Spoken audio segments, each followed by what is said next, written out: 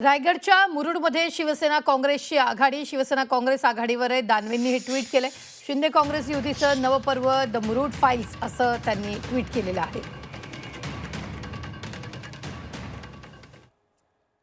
Murud files बद्दल बोलण्याऐवजी अंबादासजी दानवे यांनी दानवे फाइल्स बद्दल बोललं पाहिजे।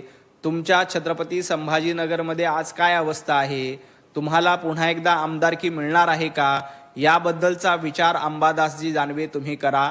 गेल्या काही दिवसांपासून संजय राऊत यांची जागा घेण्याचा प्रयत्न अंबादासजी दानवे करतायत।